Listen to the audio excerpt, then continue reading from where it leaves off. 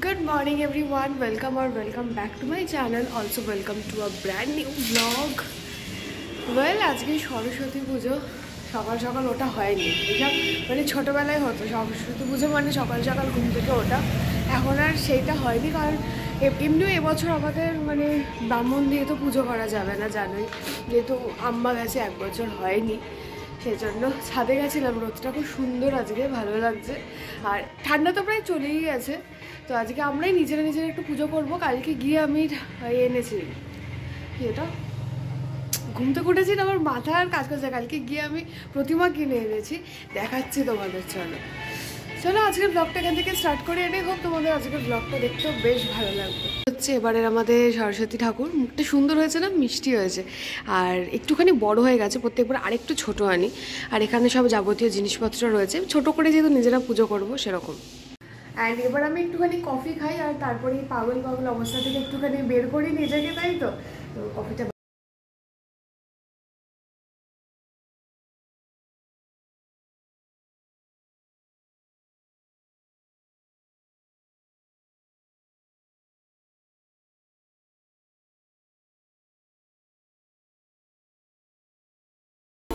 Well, স্নান টান করে ফ্রেশ হয়ে নিয়েছি। এই উপরের এই জায়গাটাতেই এবারও পুজো হবে। আগেরবার এইভাবে মুখ করে হয়েছিল, মানে যেখানটা রাখা হয়েছে, কারণ যেহেতু ছোটো করেই হচ্ছে আর কি। আমি এখন বসলাম এই যে খড়িমাটি নিয়ে এখন একটুখানি ছোটো করে আলপনা দিয়ে দেবো, কারণ অলরেডি তো 10টা বেজে গেছে, দেরি হয়ে গেছে। ছোটো থেকেই পুজো মানেই কিন্তু আমার কাছে আলপনা দেয়া, এই জিনিসটা আমার সব থেকে বেশি ভালো লাগে। জানোই, যারা একটুখানি হাতের কাজ টাজ করতে পারে তারা কিন্তু ছল ছুতে নিজেদের হাতের কাজটা দেখানোর চেষ্টা করে এই আলপনার মাধ্যমে। আমিও ব্যতিক্রম নই, তো আমিও আলপনাটা দিতে প্রচণ্ড ভালোবাসি, আর চেষ্টা করে নিজের হাতের কাজটাকে আরেকবার ঝালিয়ে নেওয়া। তো এবার খুব একটা ভালো হয়নি, তাড়াহুড়ো ছিল। পুজোর কাজ আমরা দুজন মিলেই করছি, দেখতেই পাচ্ছ। মা এখন এখানে ঘট বসাবে, আর আমি তারপরে ফল ঠল কাটছিলাম, বাকি যা যা টুকটাক কাজ থাকে সেগুলো করছিলাম। আর আগেই বলে দিই, হ্যাঁ, আমি কিন্তু এইসব কাজে একদমই পটু নই, মানে এইসব কাজ পারি না বললেই চলে। তবে হ্যাঁ, শেখার চেষ্টা করি। যে কোনো কাজই পারি না বললে সেখান থেকে নিজেকে সরিয়ে নেওয়ার কোনো মানে হয় না। আমি মনে করি সব কিছুই শিখে নেওয়া উচিত। তো ছোটো ছোটো করে আমি এখানে দেখতে পাচ্ছি গাজরের হালুয়া এসেছিলো, তো সেটাকে আমি ছোটো ছোটো করে একটু মোদকের শেপ দিয়ে পাত্রের মধ্যে সাজাচ্ছিলাম। প্রথমে ফল মিষ্টিটাকে সাজিয়ে নিয়েছি, তারপরে আমি কী কাটবো না কাটবো, গোটা ফল কী রাখবো সেগুলো জিজ্ঞাসা করে নিয়ে করছিলাম। আর সরস্বতী পুজোর পাশাপাশি যেহেতু 26শে জানুয়ারি প্রজাতন্ত্র দিবস, তাই পাশে কিন্তু পাড়াতে একটা দেশাত্মবোধক গানও চলছে, শুনতে পাচ্ছ নিশ্চয়ই। তো ওইটা শুনতে আমরা এখানে নিজেরাও কথা বলতে পুজোর কাজটা সেরে ফেলছিলাম।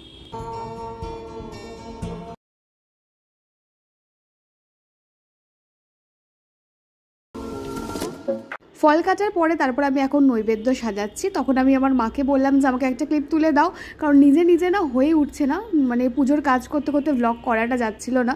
সেই জন্য মা এখানে আমাকে একটুখানি হেল্প করে দিয়েছে এই জায়গাটাতে, আমি যখন নৈবেদ্য সাজাচ্ছিলাম।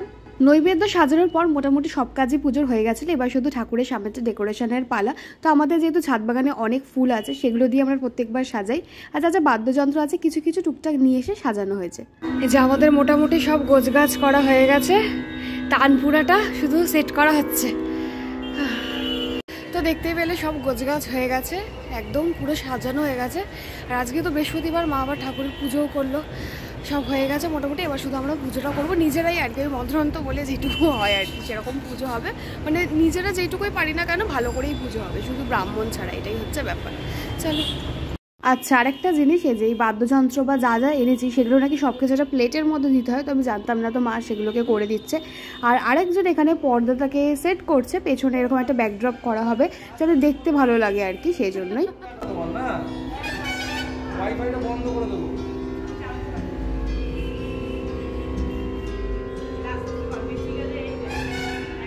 এই যে পেছনে এবার পর্দা দেওয়া হচ্ছে, পুরো সাজানো হয়ে গেছে।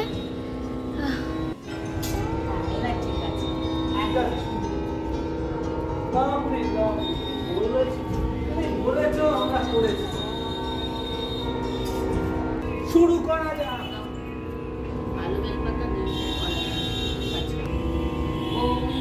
ভদ্রকাল্যই নমো নিত্যং সরস্বত্যৈ নমো নমো বেদ বেদাঙ্গ বেদান্ত বিদ্যাস্থানেভ্যো এবচ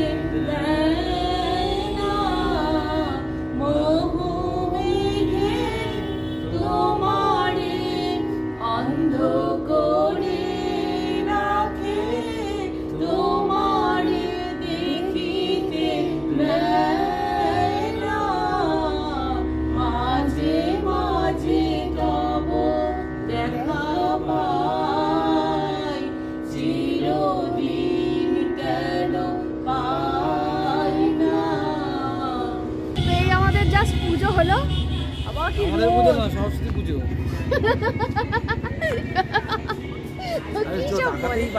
হ্যাঁ, আমরা সবাই মিলে একটুখানি উল্টোপাল্টা গান গাইলাম। লিমিটেড এডিশন আমার এই গেঞ্জিটার কথা একটু বলে নিই আমি আগেই। এই গেঞ্জিটা আমার কিনেছিলাম আমি পরবো বলে একবারই পরেছি, তারপর ও পরে গলাটা কিরকম নষ্ট করে দিয়েছে। আমার তাহলে এটা আমারই হয়ে গেল, পড়বে না কি আছে, একটা গেঞ্জিই তো বউকে দিয়েছে, আমার কি আছে। আর আমরা এমন গান গেয়েছি, ভাগ্যিস সরস্বতী ঠাকুর বিনাটা ছুঁড়ে মারেনি আমাদের। আর ওর গলা বেশি এসছে, তোমরা শুনতে হবে। না না, আমার গলা আমি তো গাইতেই পারি না। ভালোই পারে এখন। না না, চল এবার খাই, 12টা বাজে কিচ্ছু খাওয়া হয়নি, আমি খালি পেটে পুজো দিয়েছি অঞ্জলি। ও বাবা, কেন তোমাকে খেয়ে পুজো দিলেও কিছু ব্যাপার না। চলো ওটস খাবো না আমি, ঠিক আমি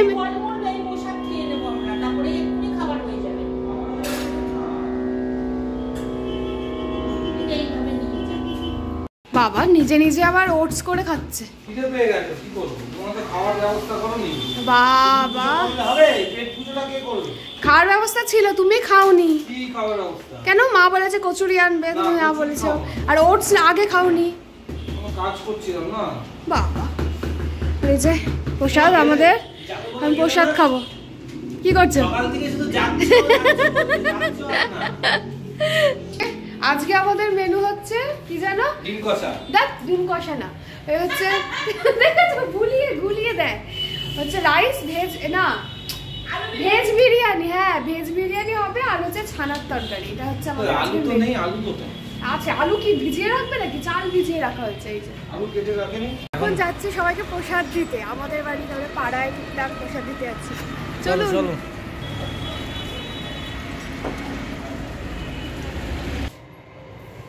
এখন আবার সন্ধ্যেবেলায় যাচ্ছি হচ্ছে ওর মামা বাড়িতে। আজ থেকে বিয়ে বাড়ি আমাদের, বেসিক্যালি ঋতুর বিয়ে। তো আজকে হচ্ছে ওদের আইবুড়ো ভাত নেই, মানে আইবুড়ো বিয়ের আগের দিন। যাই হোক, ওদের যেহেতু আইবুড়ো ভাত নেই, আজকে একটা অন্য কিছু রিচুয়ালসটার নাম আছে, তো সেখানে যাচ্ছি। সবাই এসছে যেহেতু মামা বাড়িতে, একটু গল্প গুজব করি। চলো রেডি হও, আরেকজন কিন্তু রেডি হয়নি। আমি তো বলেছি তোমায়, তোমার রেডি হতে হতে আমি রেডি হয়ে যাব। 3 বছরের এক্সপিরিয়েন্স থেকে আমি এটা দেখে নিয়েছি। আমারও 3 বছর এক্সপিরিয়েন্স আছে। আমি রেডি হয়ে যাই, সবাই রেডি হয়ে যায়, তারপরে ও ডিসাইড করে কোন জায়গাটা বলবে। আজকে এরকম কিছু হবে না। রেডি হয়ে নিয়েছি, কানেরটা একটু চেঞ্জ করলাম, কারণ চুলটা ছাড়া অবস্থায় দেখলাম কানেরটা ভালো লাগছিল, বাঁধার পর কানেরটা এত বড় বড় লাগছে, ভালো লাগছে না। তো আর আমি চুলটা বেঁধেই রাখবো আজকে। তো সন্ধ্যাটা দেবো, দিয়ে তারপরে বেরোবো। আচ্ছা, তো মামাবাড়ি চলে এসেছে। আর মামাবাড়িতে এলে প্রচণ্ড গল্প গুজব হয়, আমি ভুলেই গেছিলাম ভ্লগ করতে।